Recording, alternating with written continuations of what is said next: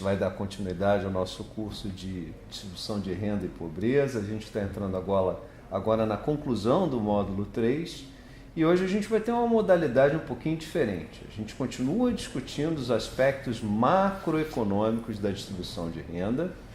A gente vem trabalhando com isso ao longo das últimas aulas. A gente apresentou a noção de distribuição funcional da renda, a gente olhou as contas nacionais, a gente viu a centralidade da conta da renda, a gente viu a desagregação da conta da renda e, portanto, a gente mostrou como o comportamento do mercado de trabalho é absolutamente importante na discussão da distribuição da renda. E na aula de hoje, não é bem uma aula, é um bate-papo, é uma entrevista, é uma conversa. Eu estou acompanhado do professor João Saboia, professor titular no Instituto de Economia, agora professor emérito há alguns anos, da UFRJ. E o professor João Saboia, ele vem estudando esse tema há muitos anos. E nos anos mais recentes, ele vem discutindo especificamente com o João Alac, que é lá do IBGE, alguns temas muito interessantes e muito aderentes àquilo que a gente vem discutindo aqui no nosso curso. E por isso eu o convidei, e hoje a gente está abrindo a nossa série de entrevistas do curso. Gentilmente o professor João Saboia aceitou o convite, agradeço a sua presença aqui, professor. E a gente, nessa nossa breve conversa hoje, professor, vai basicamente falar de dois textos, sendo que a gente vai discutir com mais afinco um deles, que você produziu com o João Alac nos anos recentes.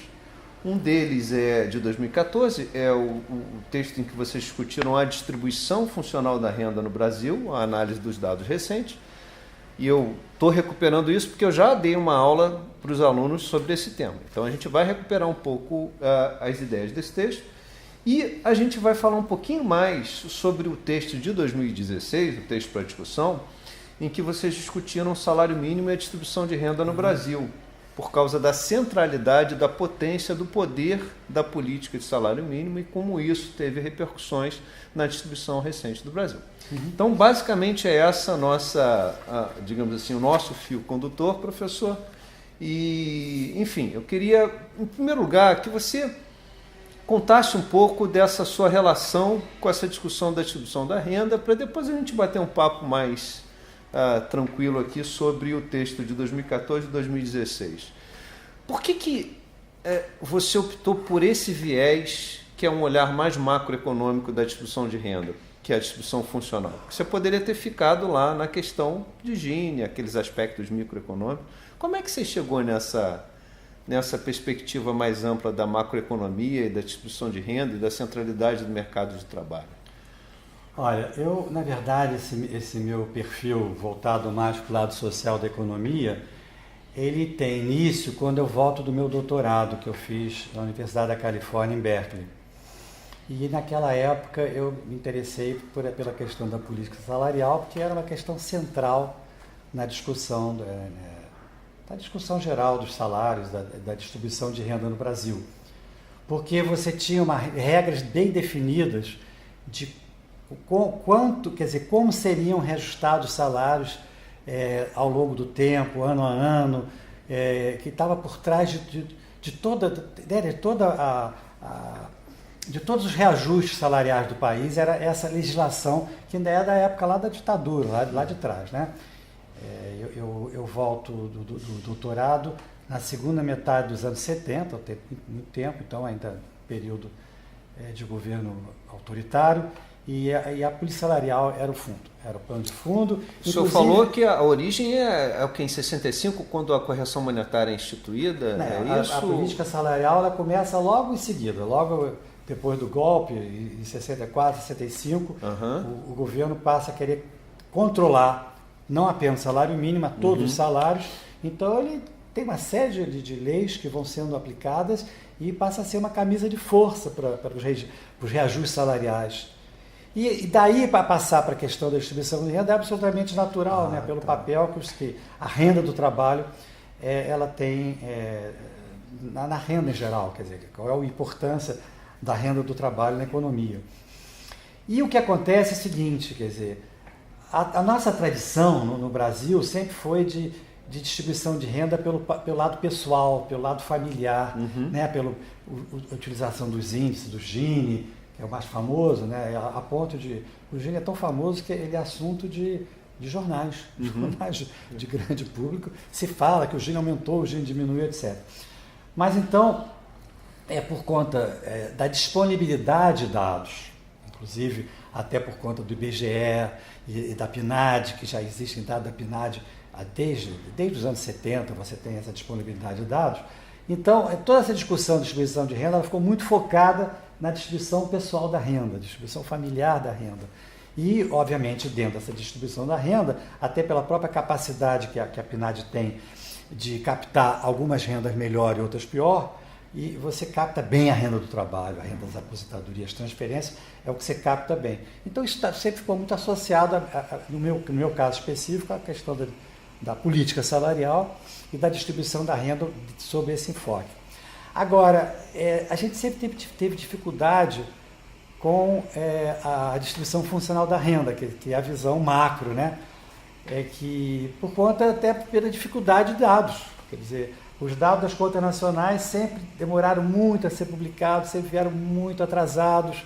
Então a gente tinha os dados da PNAD de 2 anos atrás e os dados das contas nacionais estavam defasados de vários anos.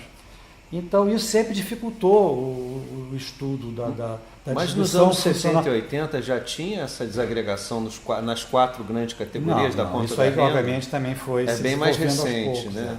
Não, o IBGE foi desenvolvendo trabalho e as contas nacionais elas foram melhorando muito, mas a gente tinha essa dificuldade de dados. Basicamente, essa era a grande dificuldade. Então, a distribuição funcional da renda ficou sempre muito... Se falava, os poucos dados que a gente tinha mostravam que a participação da renda do trabalho no total da renda era baixa no Brasil, quando você comparava com o resto do mundo. Então, a gente tinha um padrão de distribuição funcional desequilibrado nesse sentido. Mas a gente realmente teve muito pouca coisa feita, né? Assim, ao longo desses anos sobre distribuição funcional. Mas, recentemente, quer dizer, com o desenvolvimento das contas nacionais do IBGE, você passou a ter acesso aos dados, não apenas mais recentes, como também mais desagregados. E aí entra o meu contato com o João Alac. Ah, tá. Entendeu? Perfeito. Que o João Alac já tinha sido meu aluno de iniciação científica aqui no Estudo de Economia, então já se conhecia há muitos anos. E aí ele foi para o IBGE. Engraçado, isso é uma coisa assim, curiosa, né? Porque pelo perfil do João Alac, ele queria ir para a área social do IBGE diretamente, ele queria para os indicadores, ele queria para o pessoal lá da renda. Mas quando você passa no concurso, o cara diz, você vem para cá, você vai para lá. E ele foi parar nas contas nacionais.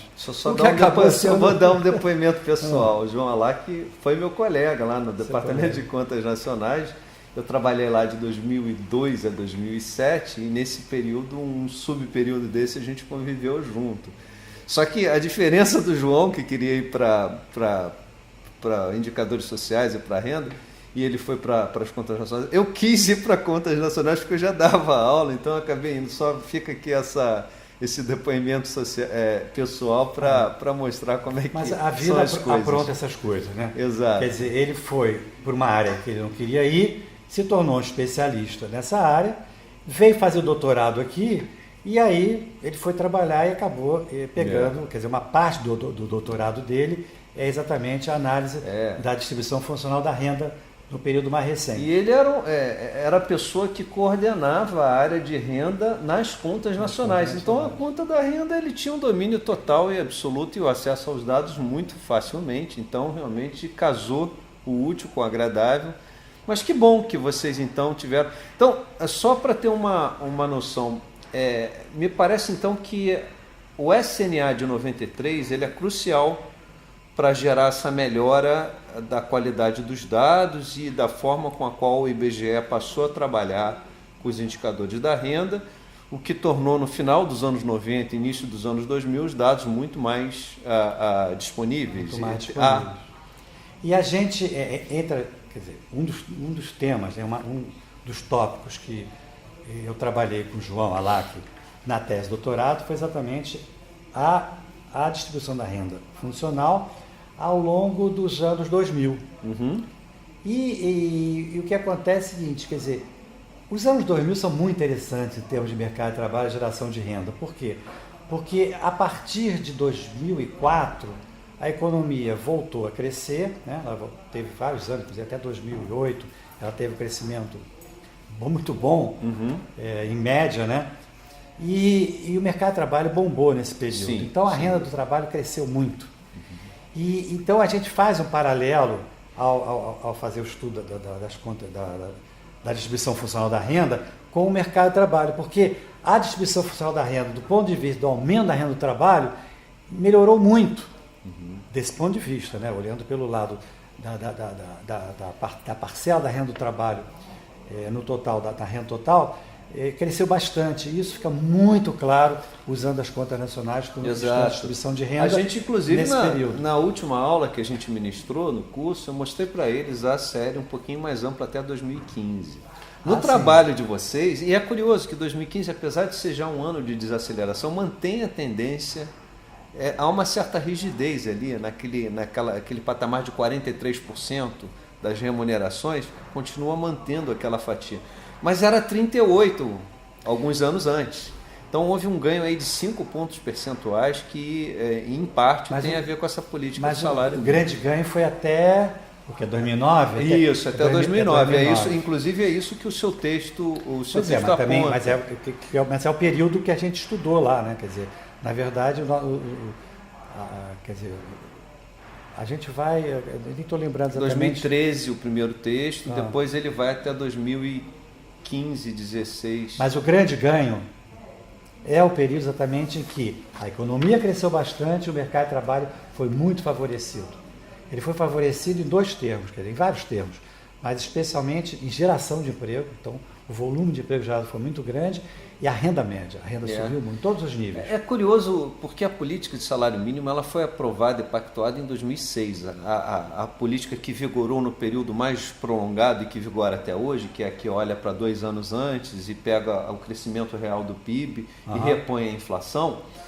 E você vê lá, o ano a ano, em todos os trabalhos, inclusive no trabalho de vocês, ganhos expressivos. Mas antes dessa política, no ano de 2006, antes de ser aprovado, foi um ano... Anos eleitorais têm essas características também, mas o ano que houve o maior crescimento real do salário mínimo foi o ano de 2006. Acho que isso pode ter ajudado muito, que foi um ano de crescimento econômico, somado a um grande ganho de salário mínimo real e poder de compra. Mas o que aconteceu é o seguinte, a formalização da regra levou tempo, mas na prática já vinha, a política de salário mínimo já vinha sendo bem favorável ao salário mínimo. Desde 2004. Mas que dependia muito da conjuntura política. Foi bom você ter lembrado. Quer dizer, um ano eleitoral é um ano que favorece o crescimento do salário mínimo. Sem dúvida. Mas a lei atual, ela na verdade, ela termina no ano que vem, no próximo ano. 2019 vai ser o último reajuste com a lei atual. E a lei atual, ela favoreceu muito no período que houve crescimento, né, da economia, porque o crescimento da economia era repassado como ganho real para o salário mínimo. Mas mesmo nesses últimos anos que não houve crescimento, o que aconteceu foi o seguinte, teve queda, mas obviamente não se repassou queda para o salário mínimo. Não. Ele teve efeito neutro, né? Quer dizer, não teve isso, então, mas o salário mínimo acabou sendo protegido pela correção da inflação. Exato. Então essa correção da inflação acabou sendo muito importante nesse momento agora que a gente está vivendo, que é um momento de crise econômica, né? Em que pelo menos o salário mínimo conseguiu manter o seu poder por conta da correção da inflação e acabou sendo beneficiado de 2016 para cá, e 2017 especialmente, com a queda da inflação. Uma coisa interessante no trabalho de 2016 é que eles pegam e tentam olhar com um pouquinho mais de afinco a questão do como a massa de rendimentos da economia foi impactada pelo salário mínimo. E aí vocês fazem um estudo estatístico, um estudo que tem um viés assim, empírico para tentar desagregar o quanto cada elemento está favorecendo mais ou menos. E é muito interessante que vocês chamam atenção para 2 aspectos. Primeiro, o aumento dos postos de trabalho assalariados, que no caso seria basicamente a formalização, o mercado formar o trabalho, e aí um aumento dos rendimentos médios do trabalho assalariado e o quanto o salário mínimo impactou esse aumento. Quer dizer, existe um efeito propagação. Foi esse segundo trabalho que você está mencionando, que é o texto para discussão de 2016, na verdade, além do João Alac, tem mais dois colegas. Tem o André Simões. O André Simões, que é do IBGE também. Você conhece, que também foi nosso aluno do doutorado. Exatamente, E tem o Paulo Dick, que ele trabalha, ele processa bem a parte da PNAD. E o que a gente fez de novidade nesse trabalho foi o seguinte. Essa tabelinha aqui. Essa tabelinha é muito impressionante. É a tabelinha que vocês vão ver na apresentação, que vai mostrar as variáveis e os resultados para o cálculo do impacto da variação do salário mínimo na distribuição funcional da renda. Essa tabelinha é incrível, porque vocês chamam a atenção para uma coisa, olha, do crescimento de 2004 a 2013, em que as remunerações passaram de 38,3% do PIB para 43,4%, ou seja, um ganho muito considerável, de 5,1 pontos percentuais, 62,8% pelo estudo de vocês atribuem ao ganho do salário mínimo. Exatamente.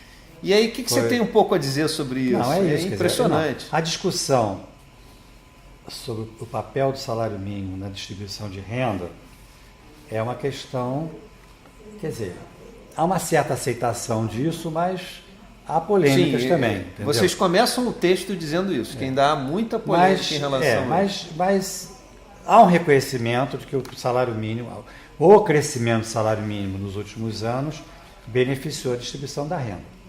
Aqui você está mencionando uma tabela que fala exclusivamente da distribuição funcional da renda. Exatamente. E a gente fez essa tentativa de associar o salário mínimo com a distribuição funcional da renda, a gente chegou a esse número. Exato, porque no momento a gente está no nosso módulo 3 olhando para os aspectos mais macroeconômicos da distribuição de renda. Então, assim, é evidente que o Gini, a gente estudou no módulo 2, caiu de 0,60 para 0,50, que é um ganho extraordinário para o Brasil em décadas, num período tão curto. Isso realmente é um ganho para o Brasil. Mas aí tem vários e múltiplos elementos. A própria assistência social, as transferências sociais tem um peso muito grande, tudo mais, no mercado de trabalho. Mas o que realmente a gente está focado agora, nesse momento do curso, na discussão da força do mercado de trabalho, do ponto de vista agregado, gerando mais rendimento. Mas sem dúvida, quer dizer, a melhor do mercado de trabalho, gerando empregos, gerando renda do trabalho, muita renda do trabalho, ela foi benéfica e ela favoreceu a distribuição de renda com aumento de vários pontos percentuais na parcela da renda.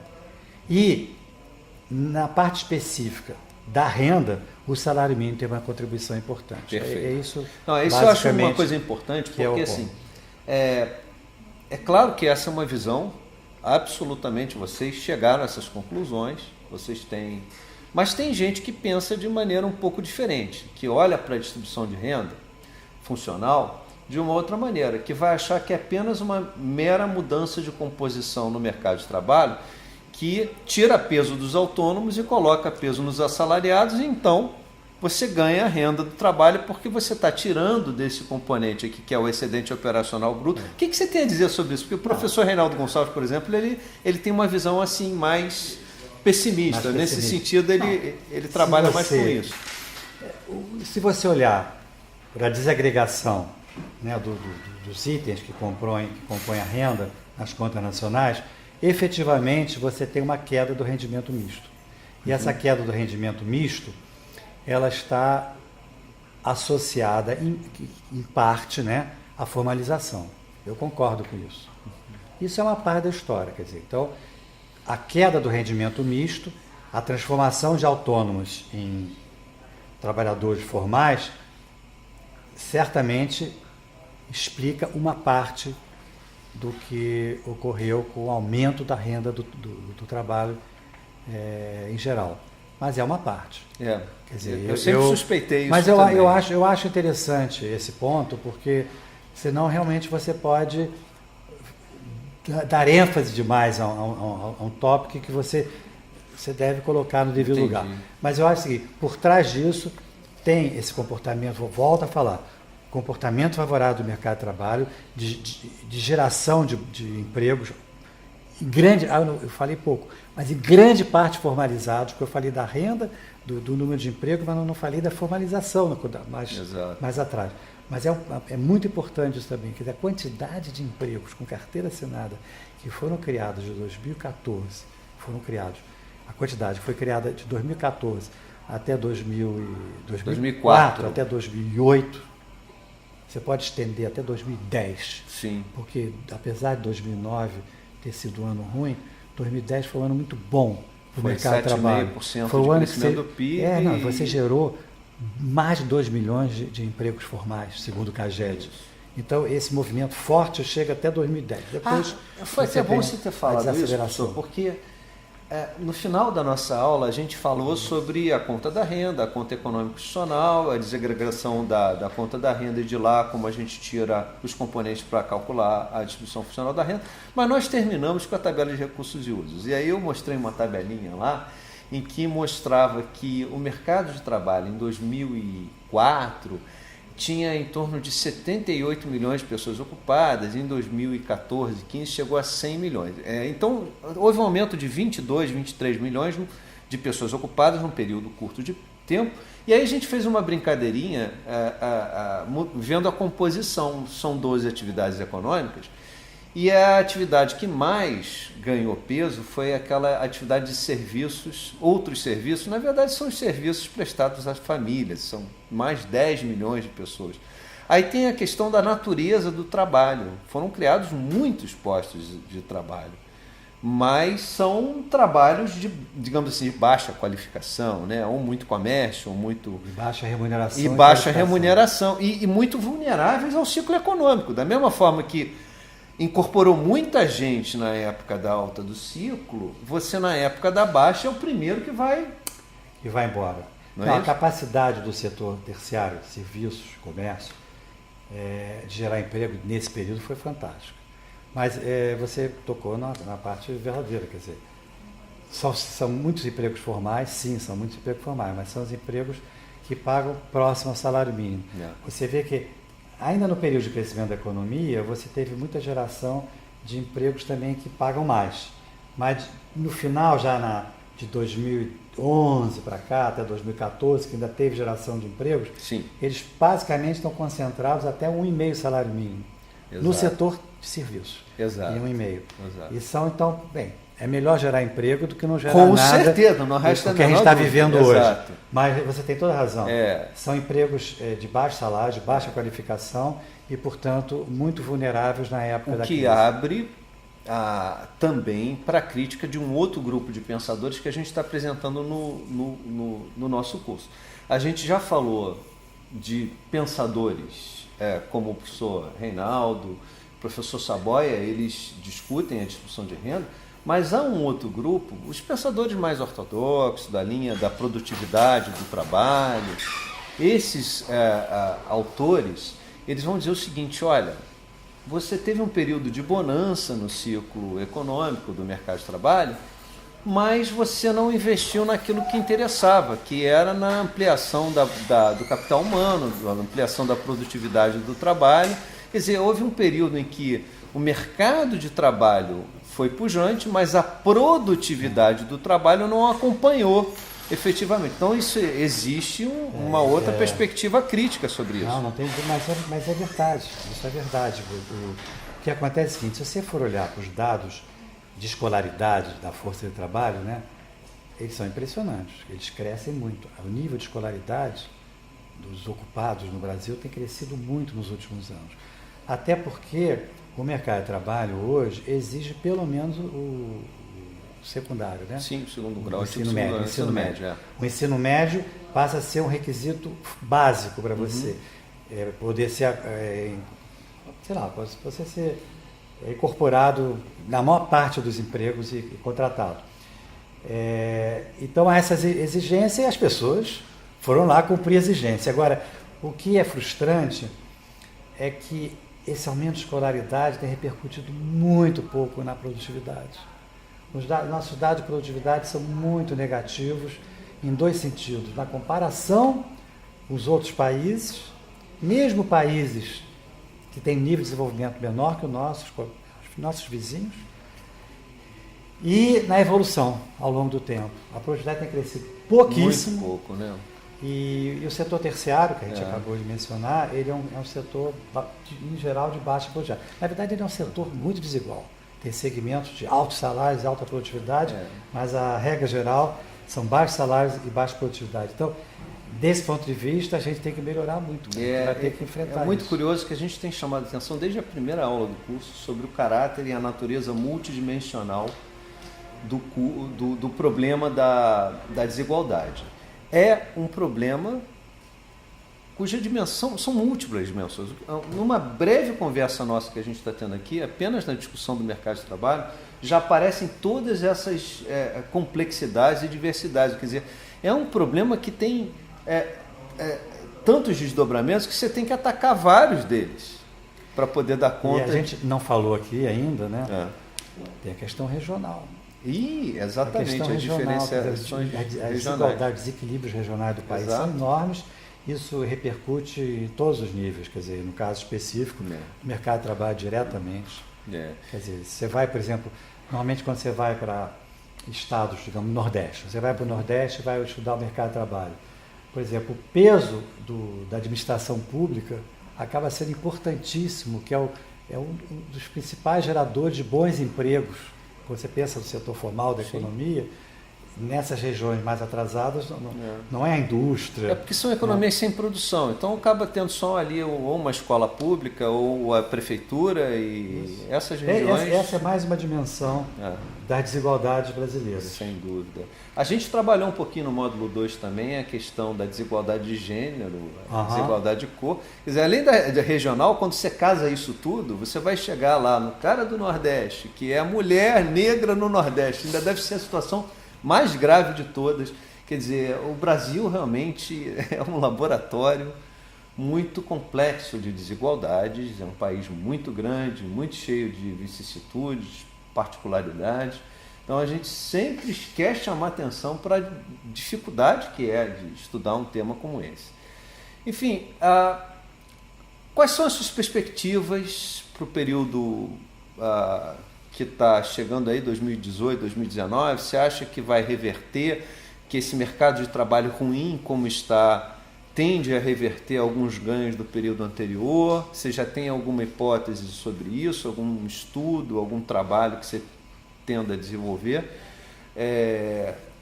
Enfim, qual é a sua mensagem aqui para o nosso curso, para a gente ter uma noção de para onde a gente vai com isso? Se é que você tem essa mensagem. Não, eu gostaria de ter uma mensagem positiva, otimista, favorável, que infelizmente eu não tenho. O que acontece é que a gente perdeu muito de 2014, segunda metade de 2014 até agora. Quer dizer, os anos 2015 e 2016 foram horrorosos. Sim. Horrorosos. Quando é que a gente teve 2 anos seguidos? Foi quase 7% de perda. E isso em termos de PIB per capita, a perda é mais maior ainda. Chega quase a 10%. E o que está acontecendo é o seguinte, teve um momento aí que o mercado, coisa e tal, alguns colegas andaram muito otimistas, né, a partir da segunda metade do ano passado, de que a gente estava começando a recuperação, mas está difícil, cara. Está difícil. Quer dizer, claro que 2017, tendo em vista o que aconteceu em 2016 e 2015, foi um ano de respiro, entendeu? Quer dizer, você teve algum crescimento, você teve alguma recuperação, pequenininha que seja, no mercado de trabalho, você teve uma geraçãozinha de empregos formais, a renda se segurou um pouco, até porque em 2017 a inflação caiu, foi baixinha, então teve, quer dizer, foi muito melhor do que 2015 e 2016. Mas havia uma certa expectativa no ar que em 2018 a coisa mas a verdade melhorar. É que a crise política continua, né? E acontece que nós estamos hoje conversando em maio de 2018, né? Há 3, 4 meses das eleições, perspectivas de muita incerteza, Exato. Um governo completamente paralisado. Completamente, não se faz nada. Então, esse é um ano perdido, né? esse é um ano que vai só no embalo. Me parece, eu costumo pensar assim, mas me parece que a pactuação eleitoral, o que virá a partir de outubro, novembro, pode definir a trajetória de curto prazo e certamente vai definir a trajetória de longo prazo do Brasil nos próximos anos. Mas o fato é o seguinte, do jeito que está a incerteza, a incapacidade de se tomar minimamente algumas decisões de investimento, antes dessa pactuação eleitoral, realmente o cenário nos próximos meses é de paralisia, de continuar.